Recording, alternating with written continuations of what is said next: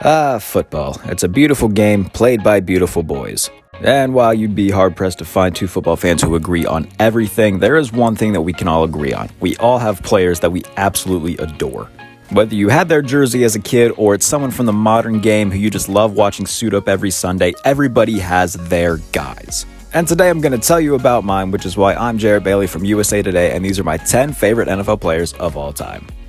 Number 10, Sean Taylor. Now, this one's bittersweet for obvious reasons, as the star safety lost his life in 2007, protecting his family from a home invasion, and he was really on his way to stardom. Taylor was the best player on a Washington defense who would become one of the best in the league and the heartbeat of a team that had become a fixture in the NFC playoffs. He was also one of the hardest-hitting players in the NFL. Just ask former Bills punter Brian Mormon. Don't worry, I'll play the clip here. There it is, eyes. It's just so fun to watch, isn't it? We'll never know, unfortunately, what Taylor's true potential and ceiling was, but he was so fun to watch in the brief period that we got to enjoy him.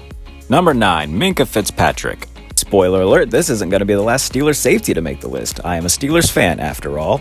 But ever since Pittsburgh acquired Fitzpatrick in 2019, he's been one of the best safeties in the league. More all-pros than anybody at his position with 3. He always has a way to find his way to the football and knows for the ball and knows for taking the ball away. Just everything that he does is so good and at the very tip-top of the level of his position. If you want to see a perfect example of Fitzpatrick's dominance and ability to take over a game, go back and watch the Week 1 game against Cincinnati from 2022. An interception return for a touchdown to start the game, a blocked extra point to send the game into overtime. He took over the contest, and he has a capability of doing that week in and week out. And to top it all off, he's only going into his 6th season. He's got so much football ahead of him, and he's such a fixture of the Steelers defense and what they do. A great player and one of my favorites to watch.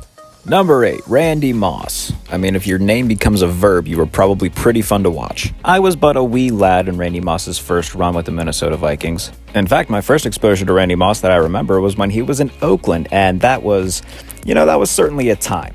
Sorry, Randy. But 2007 is when I really fell in love with watching Randy Moss play. In one of Bill Belichick's earliest works of dark magic bringing Randy to New England, he caught about 1 billion passes for 9 trillion yards and 700 touchdowns in his first year with Tom Brady as his quarterback. While we might all laugh at the 18-1 record of the 2007 Patriots, I will die on the hill that it is the most complete and best team that we have ever seen in the NFL, and it's a shame that Randy didn't get a ring. Number 7, Josh Allen. The current quarterback of the Buffalo Bills and my future husband is my favorite player to watch in the NFL today. In a league full of dual-threat quarterbacks, Allen is the dualiest, threadiest of them all. He can throw the ball through a barn door or to Jupiter. He can run through you. He'll jump over you. Anything that you want from just a football player, Josh Allen exemplifies it every week. And while it's inarguable that Patrick Mahomes is the best quarterback in the NFL, I will bang the table that Allen is number 2, and there are very few in the history of the league that can do exactly what he does. Number 6, Mike Wallace. He was so f***ing fast.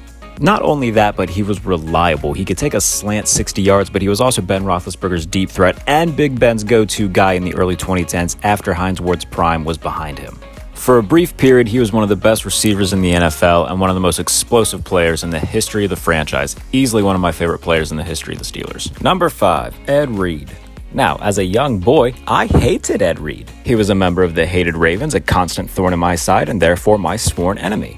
But as we grow older, we can appreciate greatness more for what it was, and Ed Reed was greatness personified on a football field. He's also one of the smartest players to ever play. The story goes is that the Ravens were scheduled to play the Colts early on in the season, and Ed Reed knew that Peyton Manning was going to study him religiously. So he purposely played the wrong coverage where he knew that a receiver would be for the Colts and where Manning would go with the ball, and when they ended up playing, Manning threw it to that spot, Ed Reed was there, he intercepted it. One of the smartest guys to ever play, one of the best Hall of Fame busts, one of the best safeties. Ed Reed just all around great, and I love going back and watching old clips of him. He's fantastic, and I love him to death. Number 4, Chad Johnson. In an era full of loudmouth receivers, Chad Johnson was their admiral.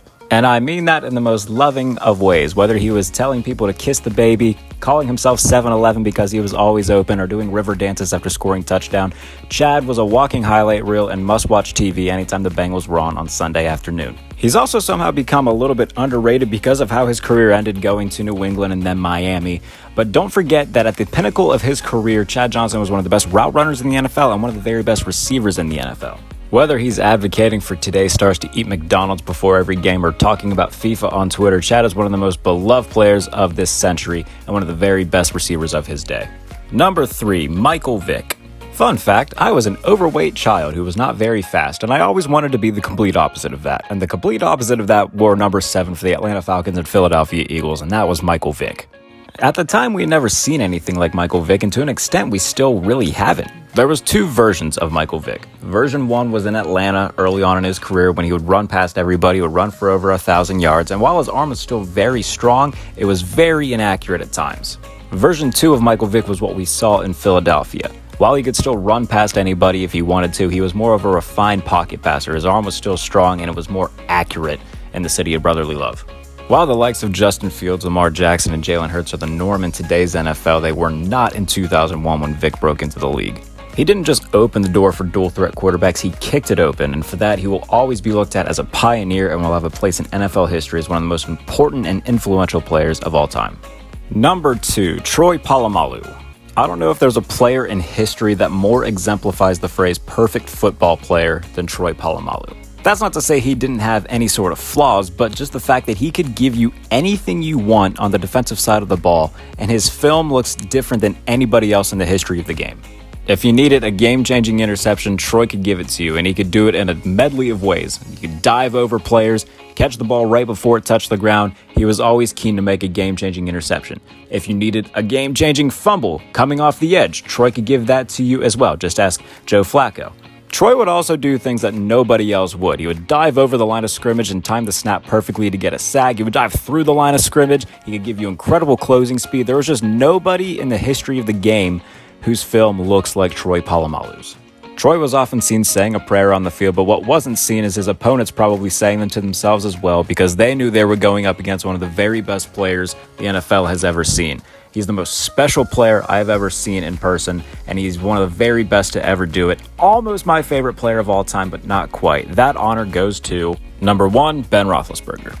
Benjamin Todd Roethlisberger Sr. made me fall in love with football in his rookie year of 2004. That season, all he did was win, and the Steelers went to the AFC Championship game with a record of 15-1, and while they fell short of a Super Bowl appearance, the very next year, the Steelers went to the Super Bowl and won their first of 2 rings under Ben Roethlisberger with him at quarterback.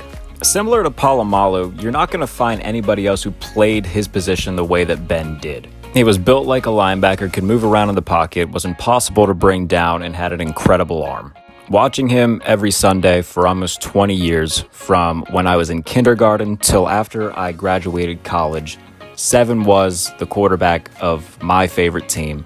And without him, I don't know if I love this game as much as I do, and I will always be indebted to him for that. And for that reason, he is my favorite player of all time. And that is the list. If you enjoy that, it's a new series I will be doing on the channel. So like, comment, subscribe, all that YouTube stuff. Go back and watch all the episodes of Watch the Tape. I've done episodes on Josh Allen, Trevor Lawrence, and Kenny Pickett. And the episode on Justin Fields will be coming later on in the week. So like, comment, subscribe for all updates on the channel. Appreciate you watching. We'll see you in the next one.